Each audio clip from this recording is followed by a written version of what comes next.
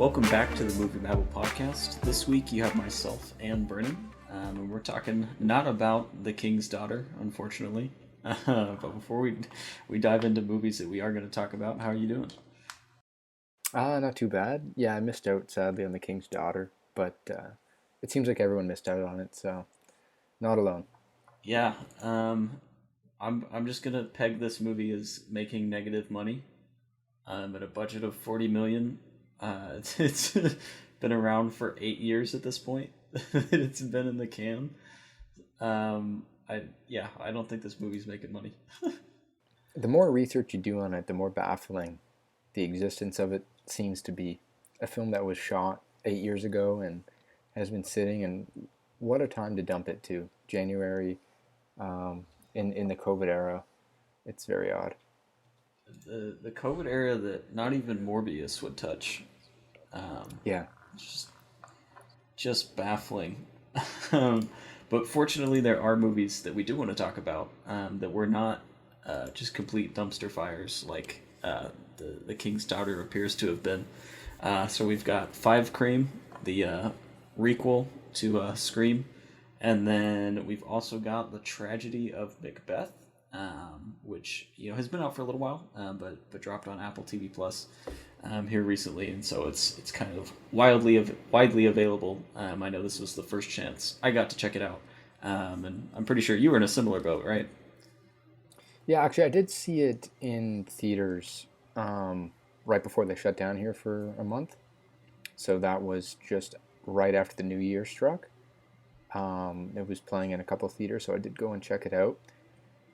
Just because of what I've heard about it, I thought it'd be a worthy movie to check out in theaters, and it certainly was. But then I got to rewatch it again once it did drop on Apple.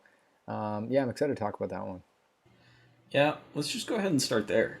I don't know about you, but I feel less motivated to see something when it's just streaming and when it's not in theaters, because I just love that theater high of just watching something on the big screen. But this was one of the movies that I was like, you know what? I know I'm not going to get to see it in theaters, but I do really want to check it out. So this was like one of the few streaming releases that I was actually like, all right, weekend of, I need to sit down and watch this. This was a bigger one for me. Directed by half of the Coen Brothers, which I think is a pretty unique thing, because they're typically the Coen Brothers. So it's interesting to see them just handle a solo project. Shakespeare is always... I always really like Shakespeare adaptations, just from like a perspective of being able to study like what the director is bringing to the table. Because with something like, Shakespeare is the most widely known and, stolen, rebooted, rehashed, stories out there. So it's really nice when you have something where you know what the basic structure of it is before you even see the movie, and so you can really see like all the garnishings that are brought on top to really bring it to life in a new light. So even before I got into the movie, I was excited to see it from that standpoint. Yeah, I think I got pretty excited about this movie the moment I saw all the still images that were coming out.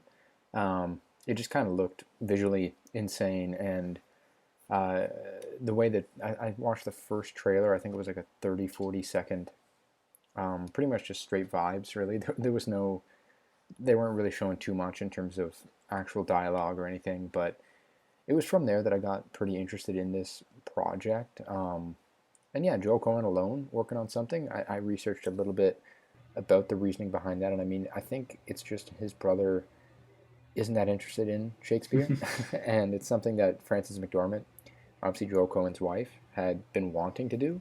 So I do feel like it's more of their project and their baby here that they brought to the big screen and the small screen. But yeah, it's certainly something that I was excited for. I can't say that I'm a huge fan though of Shakespeare adaptations like yourself. It's something that for me sometimes it's hard to get accustomed to or really get into when I watch it. But I definitely wanted to check this out as soon as I could. Yeah, and just kind of on that note, as far as the Shakespeare adaptations that I'm familiar with, Macbeth actually is one of my lower on the Shakespeare rankings.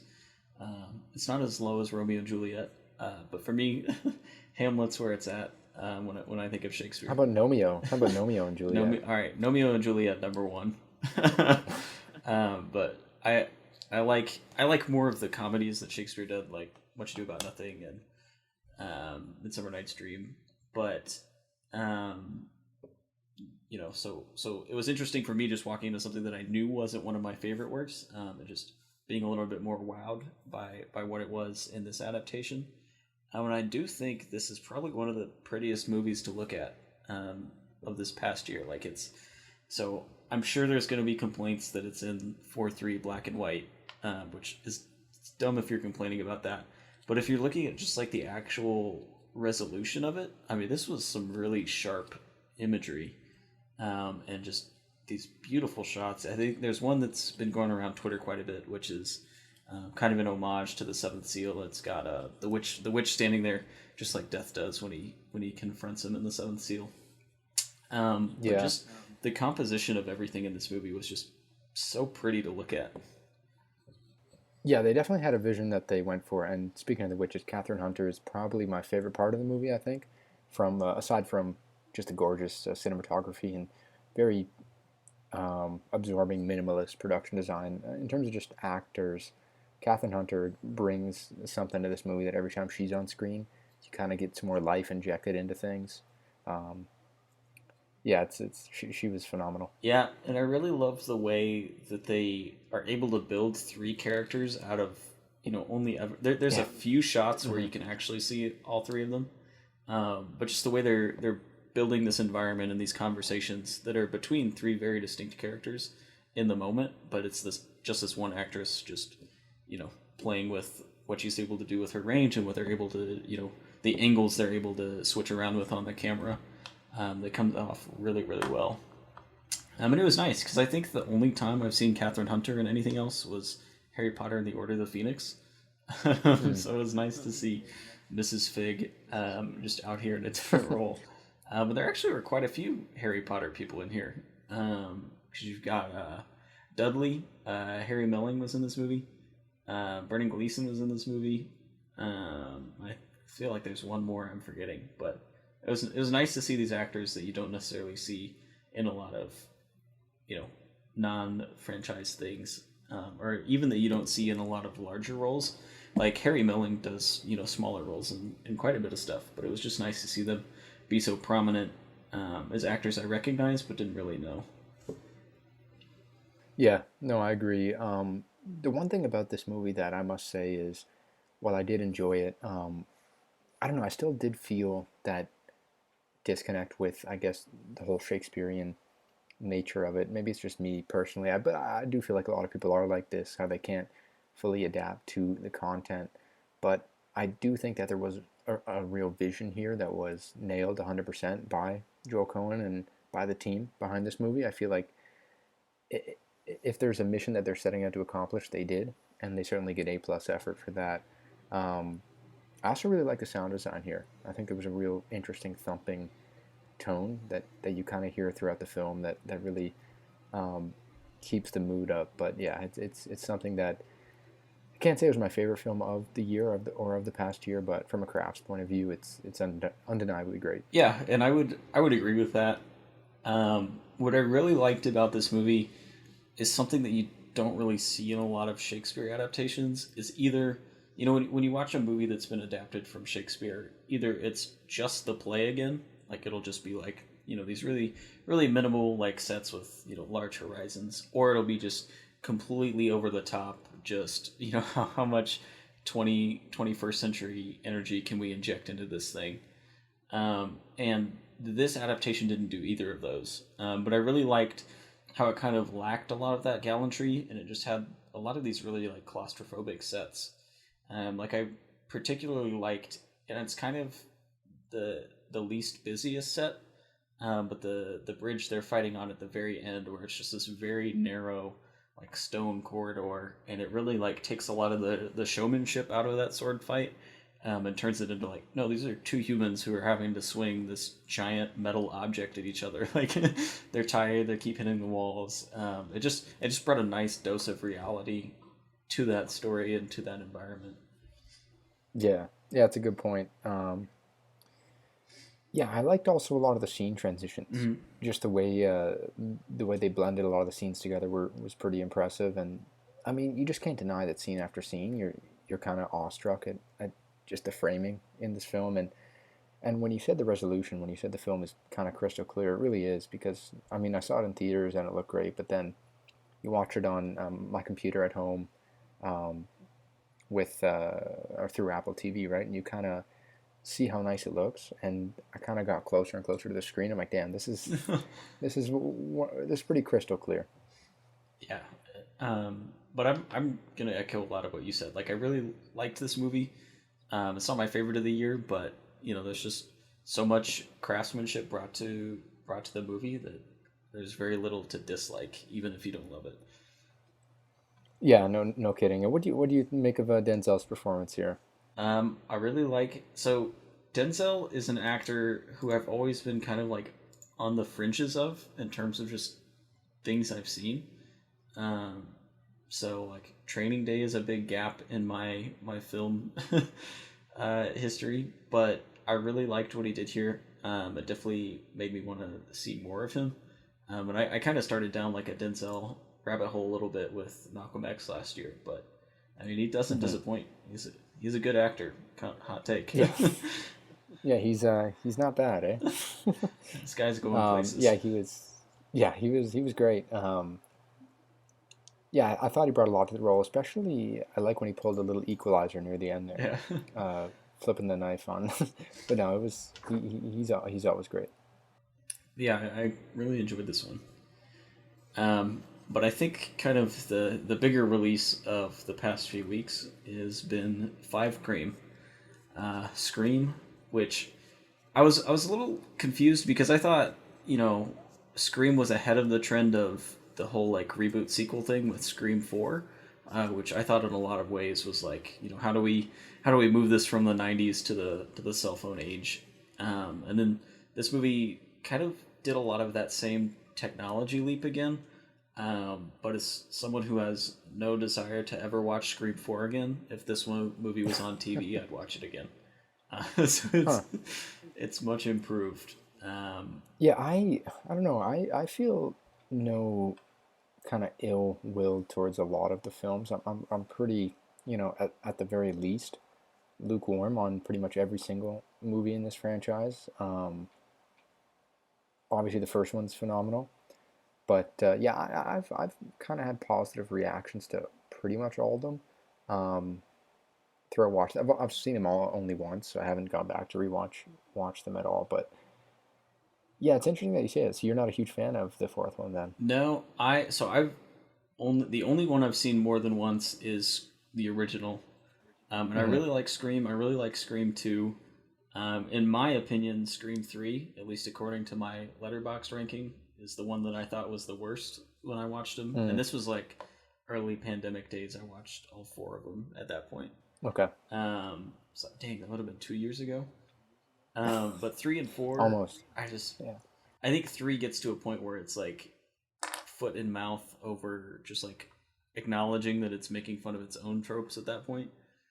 And I feel like Scream 4 at least tries to do something a little bit different, but Scream 5 I think would probably be my second or third in the rankings if I were to rank them Hmm. all again.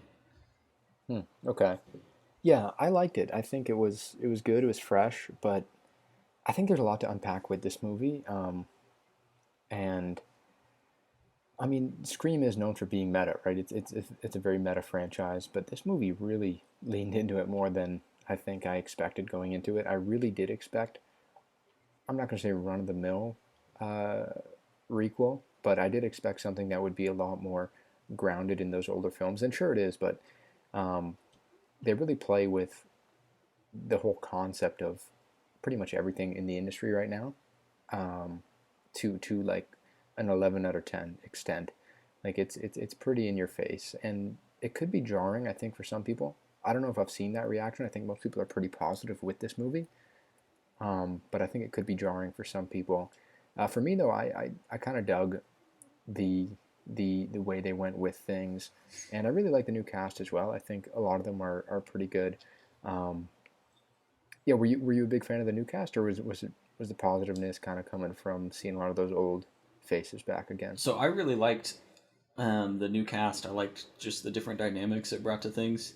I really didn't see a point of having the original cast in other than to say, "Hey, we're here," because you could pretty much swap Sydney and Gale out scene for scene and get the same movie, because they do so little to differentiate themselves just in terms of their role in the movie and what they actually mean to anything that's going on.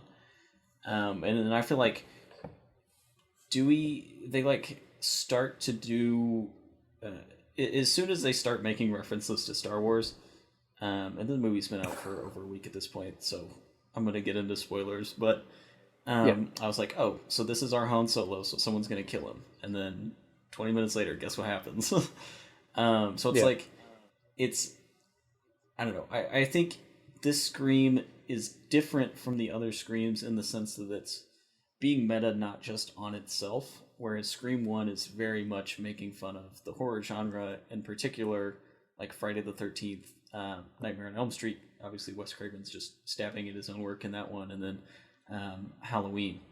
But with this one, they're taking bigger swings at just like movies in general. So there's like the whole big Star Wars debate coming in there. And then just talking about like treating, or I'm sorry, it's Stab 8, not Star Wars 8. right. But yeah, like you said, it's very Yeah, in your face. It's easy to know what they're talking about. And so I like that they're taking bigger swings, but I don't think they're handled as deftly as like the original Scream did, because so much of it is just this really long, almost robotic sounding dialogue where certain characters are just like explaining how sequels and fan service work, which I agree with a lot of what they're saying. And just in terms of like fan service is crazy, like why are we letting fans determine what's going to happen in the movie?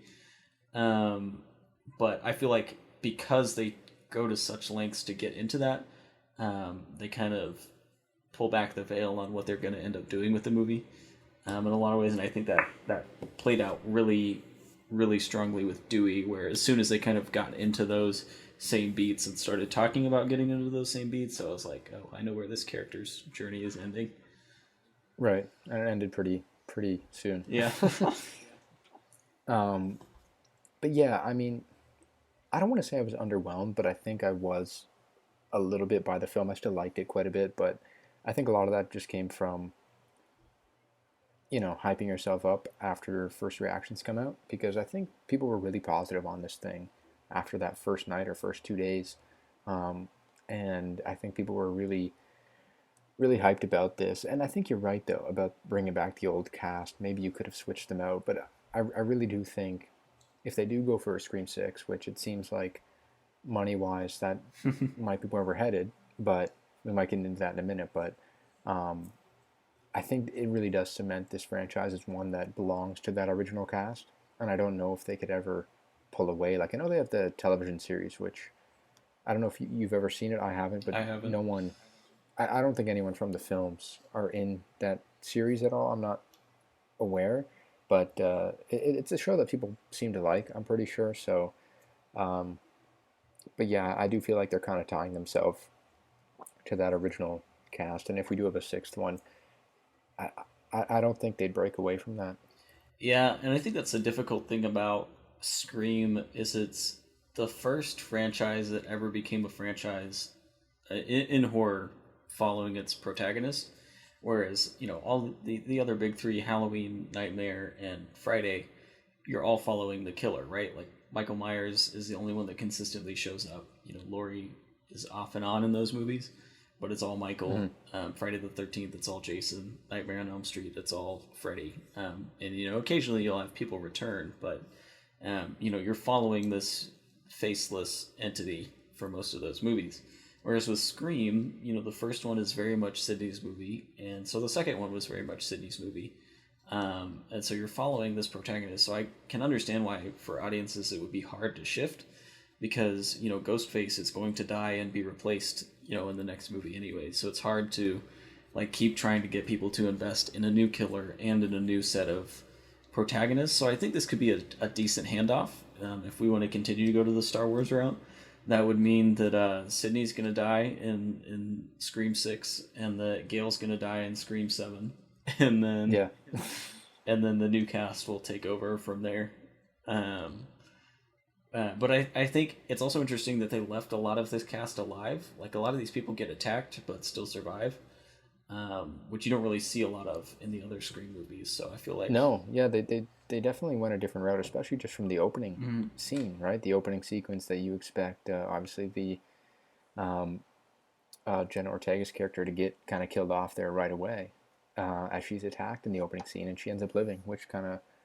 I mean, it definitely changes the route from previous Scream movies. So from there on, I knew it was going to be something a little bit different, at least. Yeah, and I really liked that because, the allusions to the first Scream movie are very obvious there, right? That's the Drew Barrymore scene.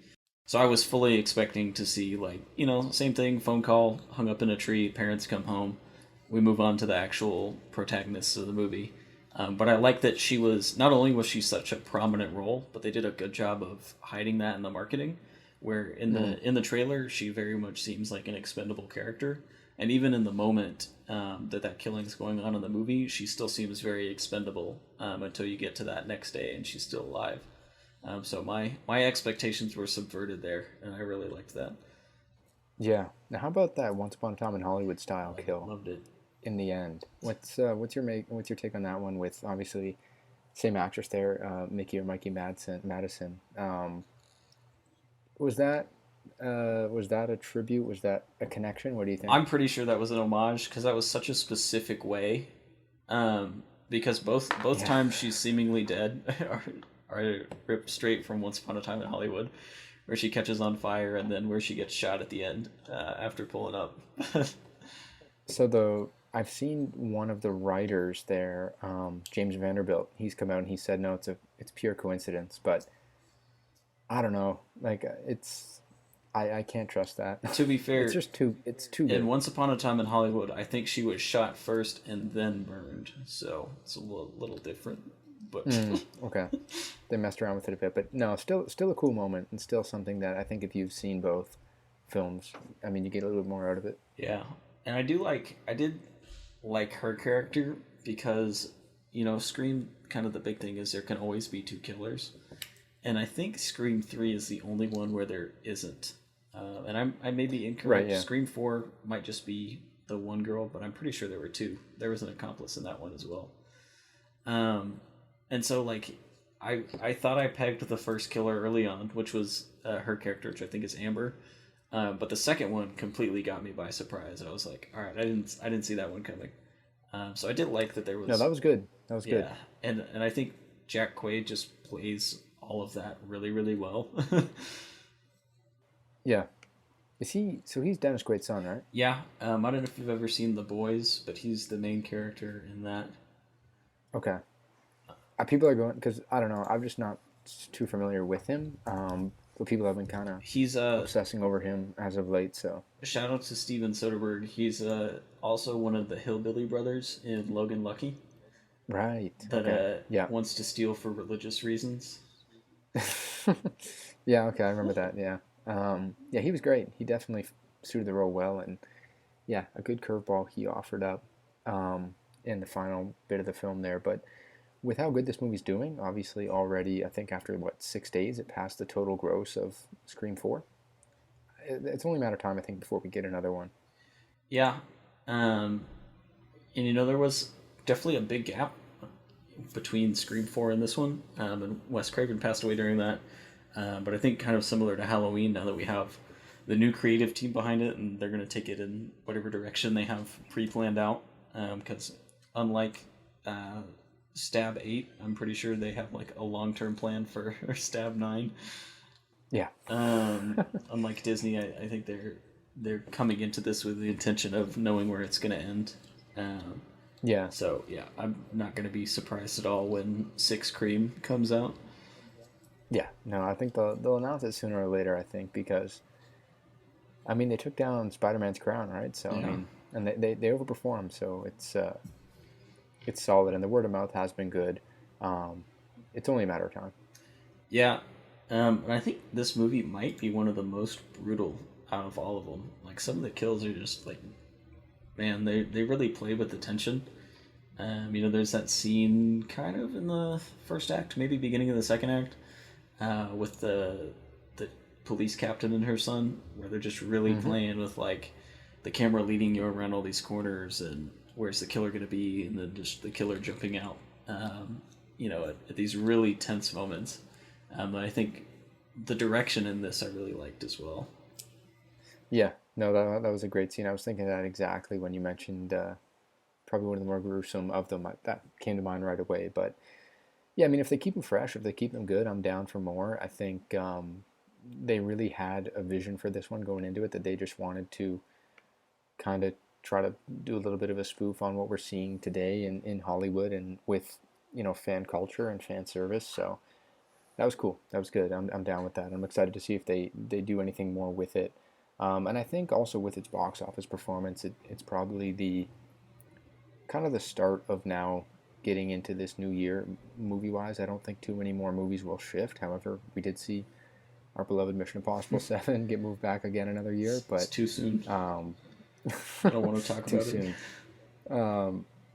But yeah, I don't know. I feel like this is a good sign for the months to come, especially just with how quick. I mean, it is tragic how fast this variant has spread, but it does seem like, at least here, they've said, it's peaked. It's going to go down now from this point on, just because of how fast it spread.